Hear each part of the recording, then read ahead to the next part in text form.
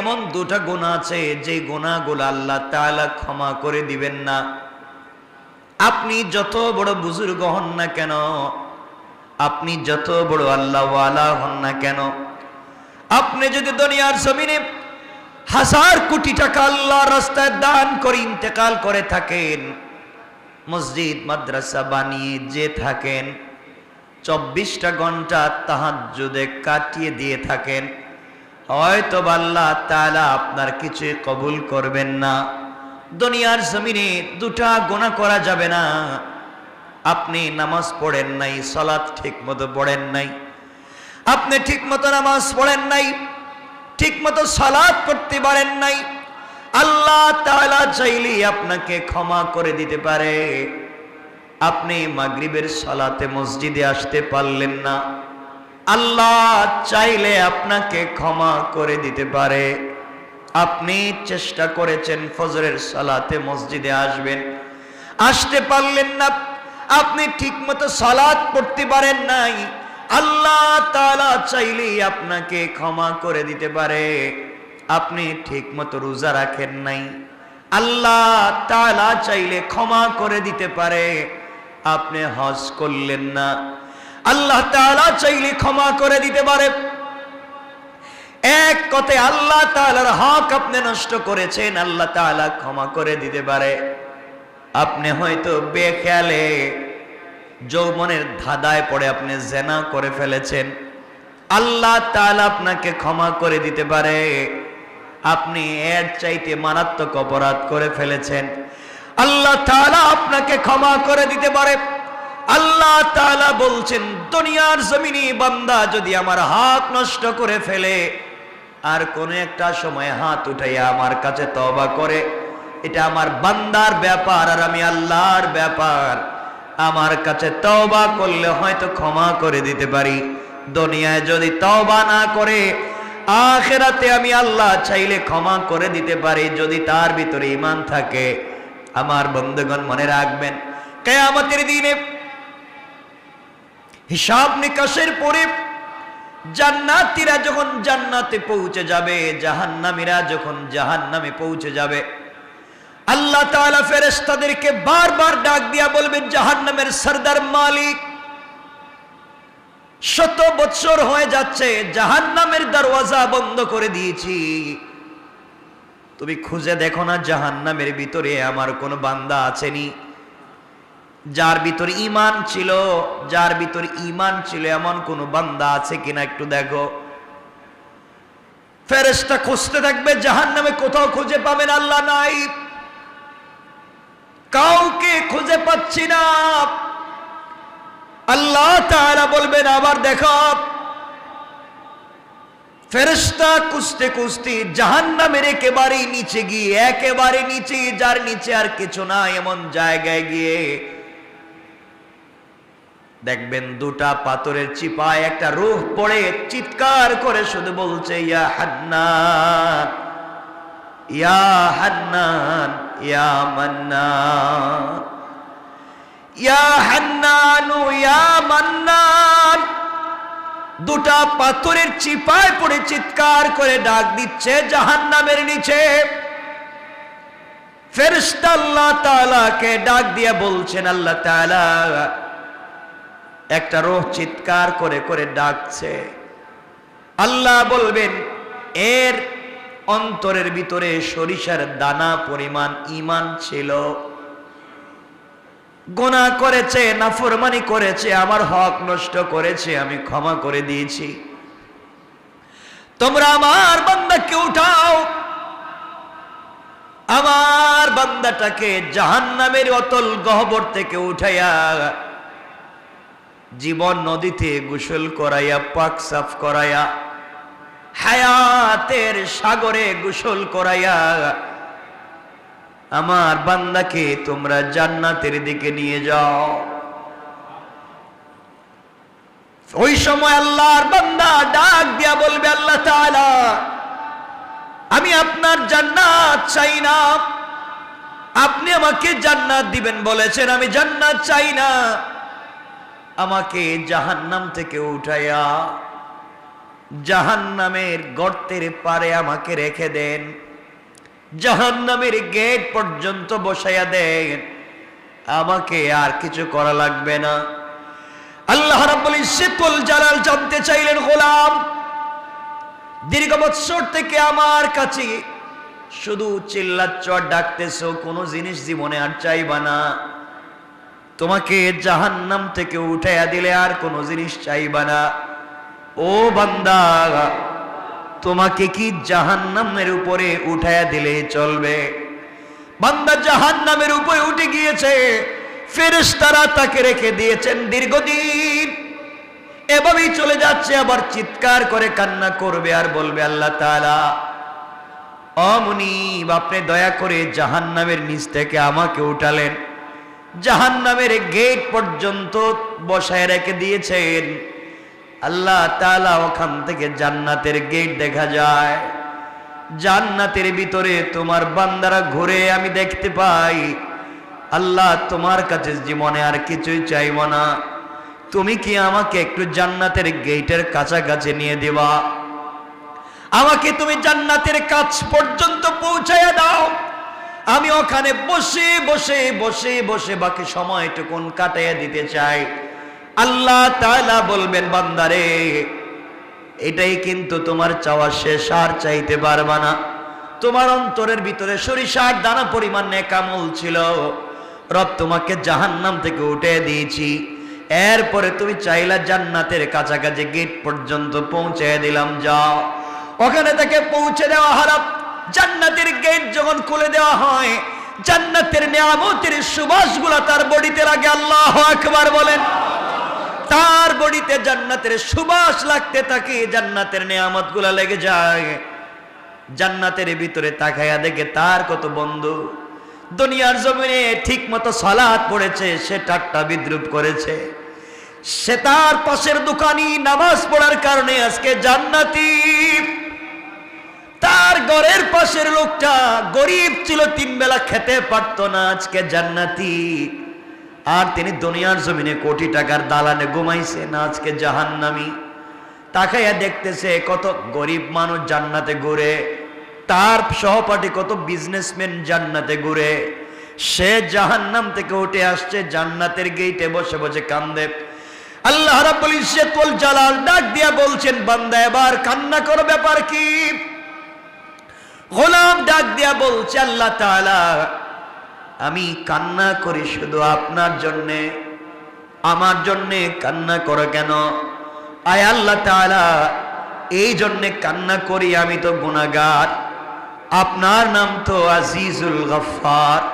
আয় আল্লাহ তাআলা, আপনি আমাকে জাহান্নাম থেকে উঠিয়ে দিয়েছেন, জান্নাতের গেট পর্যন্ত পৌঁছে দিয়েছেন। আয় আল্লাহ তাআলা, এত কিছু আপনি আমাকে করে দিয়েছেন, আমি জীবনে আর কোনো জিনিস চাইব না। আল্লাহ রাব্বুল ইজ্জতুল জালাল বলছেন, তুমি তো বারবার বলছো চাইবা না, আবার চাও। এবার বান্দা বলছে, আল্লাহ তাআলা আমি তো গোলাম, আমি তো বারবার ওয়াদা ভঙ্গ করতে পারি, আমি তো গুনাহ করতেই পারি, আমি কথা বলে কথা না রাখতে পারি, কিন্তু সৃষ্টির মধ্যে একমাত্র যিনি আমাদের রব আর পুরা দুনিয়া তার সৃষ্টি, রব কাউকে কোনো ওয়াদা দিলে সেই ওয়াদাকে ভেঙে দেয় না। আল্লাহ জান্নাত কত সুন্দর দেখা যায়, তোমার কাছে আমি জান্নাত চাই না, জান্নাতে বসবাস করার কথাও বলি না, আমাকে একটা বার জান্নাতের ভিতরে দেখবার সুযোগ দাও, আমি জান্নাতের ভিতরে যাব, জান্নাত দেখে কথা দিলাম, ওয়াদা দিলাম বের হয়ে আসবো, যদি বের না হতে চাই আপনি ঘাট ধরে আমাকে বের করে দিবেন, আমাকে একটা বার ভিতরে ঢুকবার সুযোগ দেন। আল্লাহ বললেন, বান্দারে এবারে কথা শেষ কর। আল্লাহ আমিও তোমার কসম খায় বললাম, এবারে কথা শেষ। সুবহানাল্লাহ বলবেন। আল্লাহ বলেন, এবারে কথা শেষ, আর কোন জিনিস চাইতে পারবে না, ঢুকলেই বের হওয়া লাগবে। বান্দা বলছে, আল্লাহ আমিও কথা দিলাম, এবার কথা বলা শেষ, আর কোনো দিন চাইব না। আল্লাহ তাআলা বললেন, যাও তুমি জান্নাত দেখে আসো। বান্দা জান্নাতের ভিতরে যখন প্রবেশ করেছে, দৌড়াতে শুরু করেছে, দৌড়ায়। থামেন। আল্লাহ বলেন, বান্দা থামো না কেন? তোমাকে না বলছিলাম তুমি টাইম শেষ হয়ে গেলে বের হয়ে যাবা? ও বান্দা, বের না হয়ে তুমি জান্নাতের ভিতরে দৌড়াও কেন? এবার বান্দা দাঁড়িয়ে গিয়েছে আর ডাক দিয়ে বলছে, আল্লাহ আপনার সঙ্গে আমি কিছু কথা বলতে চাই। আল্লাহ বললেন, কি কথা বলতে চাও বলো। আল্লাহ তাআলার কাছে বান্দা বলছে, আল্লাহ আপনার কাছে আমি জানতে চাই, আপনি যদি কাউকে কোনো জিনিস দান করেন তাহলে আপনি কি কোনোদিন ফিরিয়ে নিতে পারেন? আপনার কি কোনো জিনিসের কমতি আছে নাকি? আপনি কি এমন আল্লাহ, আপনি কি কাউকে কিছু দিলে ফিরে আনেন? দুনিয়ার মানুষ কিছু দিলে ফিরিয়ে নিতে পারে, খোঁটা দিতে পারে। আপনি তো এমন আল্লাহ না, কাউকে কোনো জিনিস দিলে ফিরিয়ে নিতে পারেন না। আপনি কোরআনে কারিমের ভিতরে বলেছেন, কাউকে যদি আপনি জান্নাতে প্রবেশ করান আর জীবনে বের করবেন না, আমাকে যেহেতু ঢুকাইয়া দিয়েছেন, আপনি কেমনে আমাকে বের করতে চান? তাহলে তো আদা ঠিক থাকবে না। আল্লাহ রাব্বুল ইজ্জতুল জালালের রহমতের সাগরে জোশ উঠে গিয়েছে। আল্লাহ বললেন, বান্দা তোমাকে বের করতে চাই না, তুমি বলো কেমন জান্নাত চাও, যেই জান্নাত চোখে দেখা যায় তার চাইতে 10 গুণ বড় জান্নাত তোমাকে দিতে চাই। আমি বুঝাতে চাইলাম, দুনিয়ার জমিনে আপনি যত অন্যায় করেন না, ফরমানি করেন, রব চাইলে ক্ষমা করে দিয়ে জান্নাত দিতে পারে। কিন্তু আল্লাহ বলেছেন, বান্দা 2টা গুনাহ যদি কোনোভাবে করো আমি ক্ষমা করব না। 2 গুনাহ করলে আল্লাহ তাআলা বলেছেন ক্ষমা করবেন না, বাকি সব তিনি ক্ষমা করে দিতে পারেন।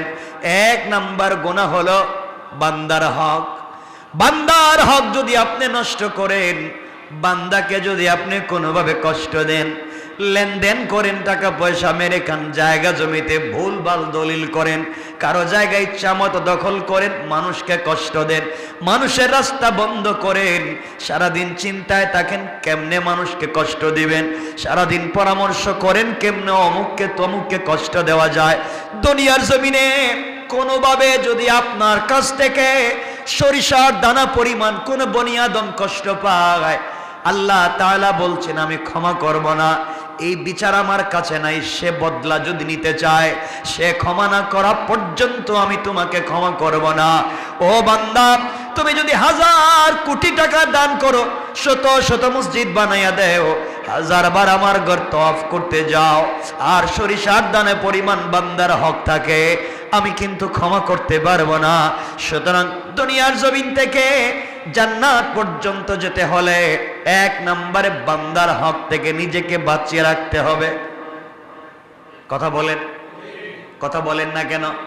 বান্দার হক নষ্ট করা যাবে না, বান্দাকে কোনোভাবে কষ্ট দেওয়া যাবে না, মানুষকে কোনোভাবে কষ্ট দেওয়া যাবে না, টাকা খায়া গ্রামের বিচার করা যাবে না, জায়গা জমি দখল করা যাবে না, ভাই বোনকে ঠকানো যাবে না, মা বাপকে ঠকানো যাবে না, স্ত্রী সন্তানকে ঠকানো যাবে না, আত্মীয় স্বজনকে ঠকানো যাবে না। যার যে হক আছে হক আপনি পৌঁছে দিবেন।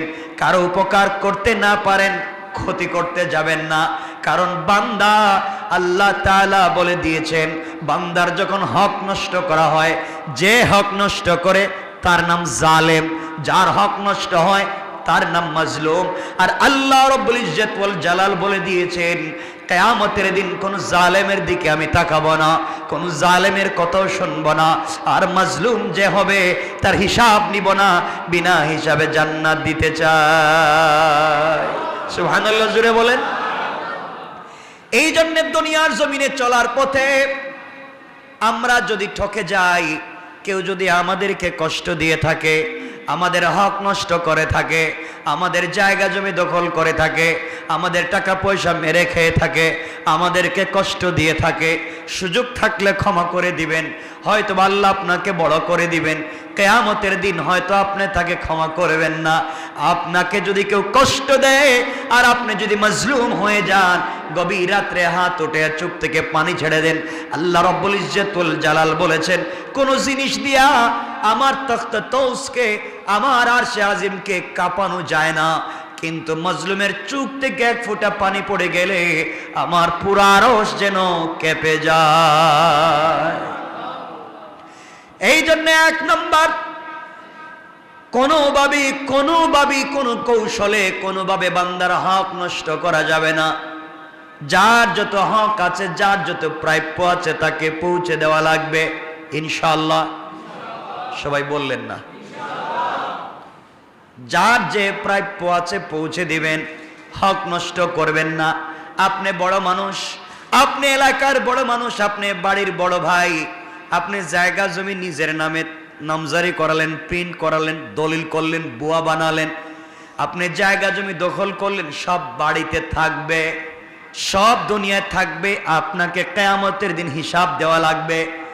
এই জন্যে এগুলা সব ভুলে যান, মানুষকে কষ্ট দেওয়া যাবে না। আজকাল গ্রামগঞ্জে দেখবেন মানুষকে, বা ঢাকা শহরেও দেখবেন মানুষকে যারা কষ্ট দেয়, মানুষের হক যারা মেরে খায়, ইন্তেকালের সময় কিন্তু তাদের বহুত কষ্ট হয়। কথা বলো, এটা বহুত কষ্ট। মানুষের হক নষ্ট করলে মরার সময় কষ্ট হবে। তাহলে 1 নাম্বার, বান্দার হক নষ্ট করা যাবে, বলেন না যাবে। 2 নাম্বার, শিরিক করা যাবে না। আল্লাহ রাব্বুল ইজ্জত ওয়াল জালাল বলেছেন, ইন্নাহু মাইয়ুশরিক বিল্লাহ ফাকাদ হারামাল্লাহু আলাইহিল জান্নাহ ওয়া মাওয়াহুন নার। আল্লাহ রাব্বুল ইজ্জত ওয়াল জালাল বলে দিয়েছেন, যারা আমি আল্লাহর সঙ্গে শরীক করলো, হারামাল্লাহু আলাইহিল জান্নাহ, তার জন্য জান্নাত একেবারে হারাম। ওয়া মাওয়াহুন নার, তার অরিজিনাল ঠিকানা জাহান্নাম। ওয়া মা লিয-যালিমিনা মিন আনসার, কিয়ামতের দিনে কেউ তাকে সাহায্য করতে পারবে না। তাহলে বোঝা গেল শিরিক করলে অরিজিনাল ঠিকানা জাহান্নাম, পাবলিকের হক মেরে খাইলে অরিজিনাল ঠিকানা, বলেন কেউ মাফ দিবে? কেউ মাফ করাবে? আল্লাহ মাফ দিবেন? শিরিক মাফ হবে না। মানুষের হক মাফ হবে, মাফ করাতে চাইলে দুনিয়ায় মৃত্যুর আগে যার হক নষ্ট করছেন তার হক তাকে পৌঁছে দেন। আপনারা মনে করছেন আস্তাগফিরুল্লাহ আস্তাগফিরুল্লাহ আস্তাগফিরুল্লাহ, এটার নাম মনে হয় তওবা। এটা তো ভুয়া জিনিস। পাবলিক রে মাইরা খাইয়া সারাদিন আস্তাগফিরুল্লাহ বলে কোনো সওয়াব নাই। পাবলিক রে ঠকাইয়া রাত দিন আস্তাগফিরুল্লাহ বলার মধ্যে কোনো সওয়াব, বলেন কোনো সওয়াব? তওবা হচ্ছে যার যে হক তার কাছে হক পৌঁছে দেওয়া, এটার নাম তওবা। কথা বুঝতে পেরেছেন? এজন্য যারা কলেজে পড়েন, ইউনিভার্সিটিতে পড়েন, আপনি ইউনিভার্সিটির কাছাকাছি কত ক্যান্টিন আছে, আপনি কত সিঙ্গারা সমোসা খাইছেন, কত রং চা খাইছেন। আঙ্কেল বিল দিমুনে, এই যে দিমুনে বলছিলেন আর নাই, হয় না এগুলা? আমরাও তো পড়ে আসছি। বিকালে নাস্তার টাইমে চা খাইছেন দিমুনে, আগামী মাসে আব্বা টাকা পাঠাইলে কই? হয়তো আপনি এখান থেকে চলে গিয়েছেন, অন্য জায়গায় চাকরি নিয়েছেন, আপনি সব ভুলে গিয়েছেন, হয় না এগুলা? আপনি এখানে একটা বাসা ভাড়া নিয়েছেন, এক মুদি দোকান থেকে আপনি হয়তো কোনো জিনিস 2, 4, 5, 10, 20 টাকা নিয়েছেন, ভুলে গিয়েছেন। এই যে হক, মাফ হওয়ার কোনো সম্ভাবনা নাই, কোনো সম্ভাবনা নাই। ওইটা আল্লাহর খাতায় লেখা আছে, কিয়ামতের দিন বাইর করে দিবেন। বলবেন ইকরা কিতাবাকা, পড়ো তোমার এই কিতাব, কাফা বিনাফসিকাল ইয়াওমা আলাইকা হাসিবা। যা করে আসছিলা পিছনে, এই যে দিলাম, পড়ে পড়ে দেখো ঠিক আছে নি। এখন ওই সিঙ্গারা সমোসার হিসাব দেওয়া লাগবে, ওই রংচার হিসাব দেওয়া লাগবে। এজন্যে আমরা এগুলো দেখবো। আমরা চাকরির সুবাদে বিভিন্ন জায়গায় বসি, আমরা ঋণ করি, আমরা টাকা পয়সা দোকান থেকে কিছু খাই, হয়তো টাকা দেই না। এরপরে দেখবেন রিক্সাওয়ালারে আমরা ভাঙতি দেওয়ার সময় বলি, ভাই এই টাকাটা নেন, 2 টাকা ভাঙতি নেই, অন্য দিন। আচ্ছা অন্য দিন কি রিক্সাওয়ালারে পাওয়ার সম্ভাবনা আছে? আপনারা তো বলেনি যে অন্য দিন যদি দিমুনে বাড়াইয়া, বলেন না কথাগুলো অনেকে? অন্য দিন দিবেন বাড়াইয়া, তো অন্য দিন পাইলে না এনে দিবেন। এটা করবেন না। পাবলিকের হক বড় সেনসিটিভ ব্যাপার। কোনো তাহাজ্জুদে কাজ হবে না, কোনো সাজদায় কাজ হবে না, কোনোভাবেই কাজ হবে না। এগুলো মাফ নিতে হয়। এজন্য আল্লাহর ওয়াস্তে আমরা কোনোভাবেই বান্দার হক নষ্ট করব, সবাই বলেন না, নষ্ট করব, শিরিক করব। এই 2টা জিনিস মাথায় রাখবেন। আল্লাহর রাসূল বলছেন, তোমরা আমাকে 2 জিনিসের গ্যারান্টি দাও। এই হাদিসে আল্লাহর রাসূল বলছেন, তোমরা আমাকে 2 জিনিসের গ্যারান্টি দাও। একটা হচ্ছে বান্দার হক মেরে খাবা না, আল্লাহর সঙ্গে শিরিক করবা না, আমি তোমাদেরকে জান্নাতের গ্যারান্টি দিলাম। অন্য হাদিসে বলেছেন, তোমরা তোমাদের মুখকে হেফাজত করো, লজ্জাস্থানের হেফাজত করো, আমি তোমাদেরকে জান্নাতের গ্যারান্টি দিলাম। তে আমরা এখানে শুধু আমি এতটুকুন বলছি, আমরা বান্দার হক নষ্ট করব না, আর কথা বলেন না, শিরিক বুঝেন তো, আল্লাহর সাথে শরিক করা, অংশীদার বানানো, মত মনে করা, আমরা এগুলো করব না। দোকান না খুললে পেট চলবে না, ছেলে বিদেশ থেকে টাকা না পাঠালে আমার চলবে না। ছেলে যখন বিদেশে ছিল না, চলতো না আপনার? কথা বলেন না কেন? দোকান যখন বন্ধ ছিল, চলে নাই আপনার? এই ছোটখাটো কথাও শিরিক হয়ে যায়। মানে রাখবেন, এগুলার থেকেও আমাকে বাঁচতে হবে। শিরিক ফি জাত, শিরিক ফি সিফাত, শিরিক ফিল আমল।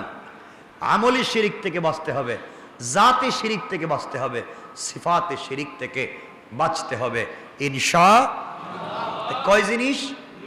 আজকের পুরো আলোচনা থেকে আমরা বাঁচবো কয় জিনিস থেকে? এক, বান্দার নষ্ট করা যাবে। দুই, শিরিক করা যাবে। আপনি নামাজ পড়েননি, আল্লাহর কাছে জবাব দিবেন। রোজা রাখেননি, আল্লাহর কাছে জবাব দিবেন। হজ করেননি, আল্লাহর কাছে জবাব দিবেন। আল্লাহ চাইলে ক্ষমা তো করে দিতে পারেন। একজন রোজা রাখে নাই, হজ করে নাই, যাকাত দেয় নাই, কুরবানি করে নাই, কিচ্ছু করে নাই, কিন্তু মরার আগে হয়তো এমন ছোট 1 সেকেন্ডের কোনো একটা আমল করছে, আল্লাহর কাছে এটা ভাল লাগছে। এই আমলটুকু আল্লাহর কাছে ভাল লাগছে, আল্লাহ তার জিন্দগির পুরো আমল নামার গুনাহকে মিটাইয়া দিবেন। ইল্লা শিরিক করলে ওটা থাকবে, ওটা মিটবে না। পাবলিকের হক নষ্ট করলে ওটা থাকবে, ওটা মিটবে না। এজন্য আমরা এই দুই জিনিস থেকে নিজেকে বাঁচাবো। সবাই বলেন ইনশাআল্লাহ। আল্লাহ আমাদের কবুল করো, আমিন। হযরত নূহ আলাইহিস সালাম আল্লাহর কাছে বলতে চাইলেন, আল্লাহ আমিও তোমার কাছে চাই, আমার উম্মতেরা যারা এত কিছু করবার পরে, এত ভালোবাসা, এত দোয়া, এত নসিহত, এত উত্তম ব্যবহার, এত দিন তাদেরকে এতদিন ওয়াজ নসিহত, এত কিছুর পরেও ভালো লাইনে আসে নাই, এরপরে আমারে খুঁচায়, মাফ করে দিলাম, আপনারে গালি দে, আপনারে মারতে চায়, আপনার বিরুদ্ধে যুদ্ধ করতে চায়, রাত দিন শিরিক করে, একজন আর একজনকে ঠকায়, তাদের কাছে শিরিকও আছে, বান্দার হক নষ্ট করার জিনিস আছে। আল্লাহ এই দুই জিনিস দিয়ে তারা ভরে গিয়েছে, এদেরকে তুমি দুনিয়ার জমিনে রেহাই দিবেন? কে দোয়া করছেন?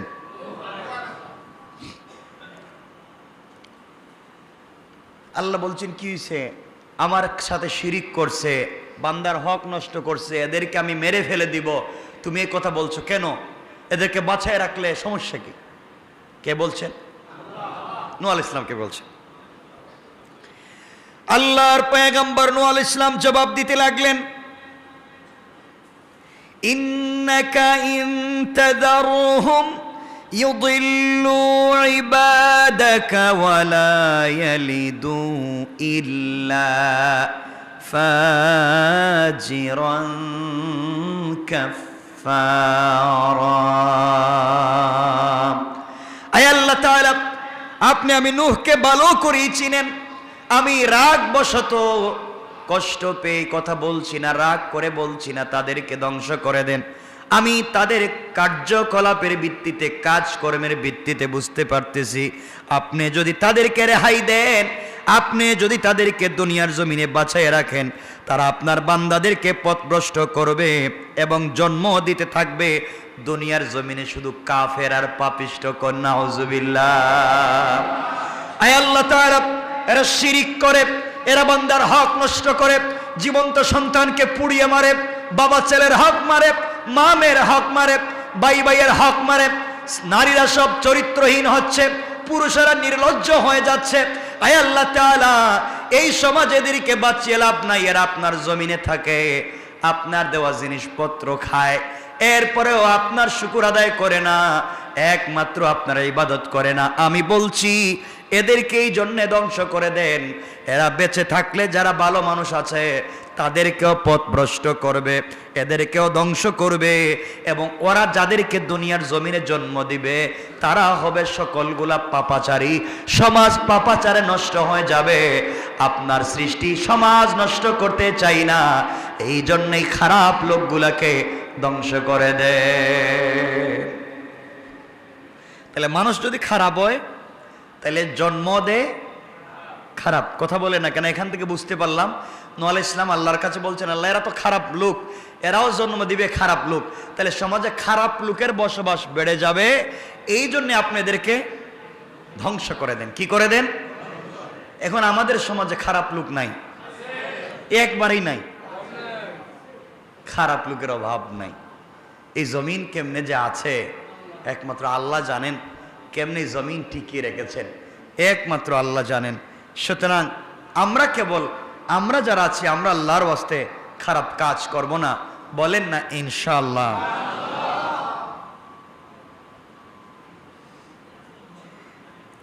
এরপরে হযরত নূহ আলাইহিস সালাম বলছেন, আল্লাহ আমি যে বললাম সবগুলারে ধ্বংস করে দেন, তাই বলে যদি একবারে ভালো মানুষের ধ্বংস করতে শুরু করেন, আমি যে বলছি সবগুলারে মাইরে ফেলান, এখন যদি এর ভিতর দিয়ে ভালো মানুষও বিপদে পড়ে যায় তাইলে তো ঝামেলা। হযরত নূহ আলাইহিস সালাম আবার আল্লাহর কাছে দোয়া করলেন। আল্লাহর কাছে দোয়া করে বলছেন, আল্লাহ তাআলা রব্বি গফিরলি ওয়ালি ওয়ালিদাইয়া ওয়ালিমান দাখালা বাইতিয়া মুমিনান ওয়ালিল মুমিনিনা ওয়াল মুমিনাতি ওয়ালা তাজিদিজ জালিমিনা ইল্লা তাবারা। হযরত নূহ আলাইহিস সালাম বলতে লাগলেন, হে আমার পালনকর্তা, আপনি আমাকে, আমার পিতামাতাকে, যারা মুমিন হয়ে আমার গৃহে প্রবেশ করবে তাদেরকে, এবং মুমিন পুরুষ এবং মুমিন নারীদেরকে ক্ষমা করুন, এবং জালেমদেরকে, শুধুমাত্র কেবলমাত্র জালেমদেরকে ধ্বংস করুন। আগে দোয়া করেছেন সবগুলারে ধ্বংস করে দেন। আল্লাহ তাআলা এখন চিন্তা করলেন, নূহ আলাইহিস সালাম আমার কথা যদি আল্লাহ সবাইরে ধ্বংস করে দেয়, মুমিন মুমিনাতরেও যদি মেরে ফেলে, আবার তিনি পরিষ্কার করে বুঝাইয়া দোয়া করলেন বাচ্চাদের মতো। বাচ্চা যখন বাবার কাছে কোনো জিনিস চায়, বাবা বলেন বুঝি নাই, এ সুন্দর করে বুঝাইয়া তার নিজের ভাঙ্গা ভাষা দিয়ে বোঝাতে চায়। আল্লাহ রাব্বুল ইজ্জতুল জালালকে এবার নূহ আলাইহিস সালাম বুঝালেন, হে আমার পালনকর্তা রব্বি, হে আমার পালনকর্তা, আমি বলতে চাইলাম আপনি আমাকে, আমার পিতামাতাকে, যারা মুমিন হয়ে আমার গৃহে প্রবেশ করবে তাদেরকে, আমার ছেলে মুমিন হয়ে আমার গৃহে প্রবেশ করতে পারে নাই, তাকে বাঁচাবার কথা আমি বলছি না, যারা মুমিন হয়ে আমার গৃহে আসবে আপনি তাদেরকে বাঁচান। এখান থেকে নূহ আলাইহিস সালাম বুঝাতে চাইলেন, ঘরের ভিতরে যারা মুমিন থাকবে না, নিজের ঘরে বসবাস করবে, নিজের প্লেটে খাইবে, নিজের টেবিলে খাইবে, এক ঘরে ঘুমাবে, এক বিছানায় থাকবে, কিন্তু মুমিন হবে না, নূহ আলাইহিস সালাম তাদের পক্ষে আছেন। তাহলে বুঝাতে চাইলেন আল্লাহ তাআলা, ওয়ালিমান দাখালা বাইতিয়া মুমিনা, যারা আমার ঘরে মুমিন হয়ে প্রবেশ করবে তাদেরকে বাঁচান। আল্লাহ আপনি আমাকে, আল্লাহ তাআলা আপনি আমাকে, আমার মা বাপকে, যারা মুমিন হয়ে আমার গৃহে প্রবেশ করবে তাদেরকে, এবং মুমিন পুরুষ মুমিন নারীদেরকে আপনি ক্ষমা করে দেন, আর ধ্বংস করেন শুধু ওয়ালা তাজিদিজ জালিমিনা ইল্লা তাবারা। আয় আল্লাহ, ধ্বংস যদি করে দিতে হয় একমাত্র জালেমদেরকে কেবল ধ্বংস করে দেন, বলেন নাউজুবিল্লাহ। তাহলে আমরা আলোচনার শুরুতে বলছিলাম, যদি কেউ জালেম হয়ে যায় আল্লাহ বলছেন তাদের সাথে কোনো সম্পর্ক কিয়ামতের দিন নাই। নূহ আলাইহিস সালাম এখানে দোয়া করতেছেন, আল্লাহ ধ্বংসই যদি করতে হয় সব জালেমরে ধ্বংস করো। আমরাও দোয়া করি, আল্লাহ ধ্বংসই যদি করতে হয় যারা আমাদের গৃহে মুমিন হয়ে ঢুকবে, যারা মুমিন মুমিনাত হয়ে সমাজে বসবাস করবে, আল্লাহ তুমি তাদেরকে বাঁচাইয়া রাখো, জান্নাত তাদেরকে ওয়াসিব করো, আর দুনিয়া যারা জালেম হবে তুমি ধ্বংস করো। ঠিক না? আমিন বলেন, সবাই আমিন বলেন। আমরাও জালেম থেকে বেঁচে থাকতে চাই, আল্লাহ আমাদেরকে হেফাজত করুক, বলেন আমিন। এটা হচ্ছে সূরা নূহের শেষ আয়াতগুলোর অনুবাদ। এরপর থেকে আল্লাহ তাআলা সূরা জিন শুরু করবেন, কুল উহিয়া ইলাইয়া বলে আল্লাহ তাআলা আর একটা সূরা শুরু করতে যাচ্ছেন। এখানে অনেকগুলো লম্বা চৌড়া কথা আছে, আমরা সবগুলা কথায় যেতে পারবো না। সুতরাং আসুন, এখন আপনারা আমাকে বলতে পারেন, আমাদের সময় কমে গিয়েছে, আপনারা আমাকে বলতে পারেন হুজুর ঠিক আছে, আমরা মানলাম যে আমরা তো অনেক সময় পাবলিকের হক নষ্ট করে ফেলেছি, আমরা হয়তো কার দোকান থেকে 2-4 টাকা খাইছি, টাকা দিতে পারি নাই, হয়তো 502 টাকা বিল হয়েছে, 500 টাকা দিছি, বলছে আরেকদিন এসে 2 টাকা দিয়ে যাব, হয় না এগুলা? আর যাইও নাই, দেইও নাই, গেছি হয়তো মনে নাই, এগুলা কি হয়? এমন আমরা এগুলার থেকে বাঁচবো কেমনে? সব ভুলে গিয়েছি, যার কাছ থেকে আনছি হয়তো সে মরে গিয়েছে, অথবা আমি এলাকা ছেড়ে দিয়েছি, অথবা তার আত্মীয় স্বজনকে চিনি না। আমি তো এই হক থেকে বাঁচতে চাই, আমি তো এই হক থেকে বাঁচতে চাই। এখন আপনি আমি কি করব বলেন তো? কেমনে বাঁচবো? আল্লাহ রাব্বুল ইজ্জত ওয়াল জালাল বলছেন, বান্দা যদি তার সন্তান থাকে, তার ব্লাড সম্পর্কের কেউ থাকে, তার কাছে ক্ষমা চাও, সে যেন ক্ষমা করে, আর তার গুরুস্থানে গিয়ে ক্ষমা চাও, সে যেন ক্ষমা করে। আর যদি মনে করো ক্ষমা হচ্ছে না, তবে তুমি যেই পরিমাণ টাকা, যেই পরিমাণ সম্পদ একজনের তোমার কাছে আছে, ওই পরিমাণ তুমি সাদাকায়ে জারিয়া করে দাও, আল্লাহর রাস্তায় তুমি দান করে দাও। আল্লাহর রাস্তায় যদি তুমি দান করে দিতে পারো, ওই সম্পত্তি সাদাকা হতে কিয়ামত পর্যন্ত সওয়াব বাড়তে বাড়তে বাড়তে বাড়তে বিশাল উহুদ পাহাড় পরিমাণ হয়ে যাবে। কিয়ামতের দিন ওই বান্দা দেখবে এত সওয়াব, আল্লাহকে বলবে, আল্লাহ এই সওয়াব তো আমি করি নাই, এত সওয়াব কোথায় পেলাম? আল্লাহ বলবেন, অমুক বান্দার কাছে তোমার হক ছিল, সে ভয় পেয়ে হক তোমাকে দিতে পারেনি, মরে গিয়েছিলে বা সরে গিয়েছিলে, ভয় পেয়ে সাদাকা করে দিয়েছিল, আমি তার সাদাকাকে বাড়িয়ে এই পরিমাণ তোমার জন্য করে দিয়েছি, তুমি এটা গ্রহণ করো, আমার বান্দাকে ক্ষমা করো। আল্লাহ যদি কারো ব্যাপারে ওকিল হইয়া কারো কাছে বলেন ক্ষমা করো, কারো ক্ষমতা আছে? ক্ষমা না করে পারে? কথা বলেন, পারবে? তাহলে এই জায়গা পর্যন্ত যেতে হলে আমাদেরকে সাদাকায়ে জারিয়া করে যেতে হবে। সাদাকায়ে জারিয়া, সাদাকায়ে জারিয়া তো বুঝেনি, দাওয়াত করে মানুষের খাওয়াইয়া দিলেন নাকি? সাদাকায়ে জারিয়া হলো কিয়ামত পর্যন্ত চালু থাকে। মানুষকে একটা টিউবওয়েলের ব্যবস্থা করে দেন, একটা মাদ্রাসার একবারে নিচের কাজ হচ্ছে, মসজিদের নিচের কাজ হচ্ছে, একবারে নিচের এই যে পিলারের কাজ হচ্ছে, উপরের নিচে ছাদের কাজ হচ্ছে, দিয়ে দেন। এখানে আবার সাদকা দেওয়ার কথা বলতেছি না, মানে দান খয়রাতের কথা বলছে। মসজিদে তো সাদকা দিলে চলবে? মসজিদে কি আল্লাহ সাদকা নিব? আল্লাহ ঠেকছে তো আপনার আমার কাছে যে আল্লাহ সাদকার দরকার? ভালো টাকা আল্লাহকে দিতে হবে। মাদ্রাসায় আপনি সাদাকাত টাকা দান করে দিলেন, মাদ্রাসায় নিচের কাজ হচ্ছে, একটা টিউবওয়েলের কাজ হচ্ছে, অথবা কোনো মাদ্রাসায় হাদিসের কিতাব বুখারী, মুসলিম, তিরমিজি দিয়ে দিলেন। ওই কিতাবগুলো ছাত্ররা কিয়ামত পর্যন্ত পড়বে, কারণ এবছর যারা পড়ছে এরা চলে যাবে, পরের বছর যারা আসবে এরা পড়বে, পরের বছর যারা আসবে এরা পড়বে, এবার কিয়ামত পর্যন্ত পড়তে থাকবে, আর সওয়াব অ্যাকাউন্টে জমা হতে থাকবে, আর এই সওয়াবের মাধ্যমে আপনি আমি বেঁচে যাব ইনশাআল্লাহ। একটা বাচ্চাকে হাফেজ বানাইয়া যান। আপনি আমি নিজের বাচ্চাকে হাফেজ বানাতে পারলাম না, আমরা অন্যের বাচ্চাকে হাফেজ বানাবো নিজের টাকায়, এটা নাম সাদকায়ে জারিয়া। কথা বুঝতে পেরেছেন? অন্যের বাচ্চাকে হাফেজ বানিয়ে যাব। একটা মাদ্রাসায় কাজ করে দিয়ে গেলাম, এতিমখানায় দিয়ে গেলাম, মানে দাতব্য সংস্থাগুলোতে যেখানে দিলে হয় এমন জায়গায় আমরা দান করলাম। বিশেষ করে টিউবওয়েল, পানির ব্যবস্থা করলাম, মানুষের রাস্তাঘাটের ব্যবস্থা করলাম, রাস্তায় ফলের গাছ লাগাই দিলাম। কথা বুঝতে পেরেছেন?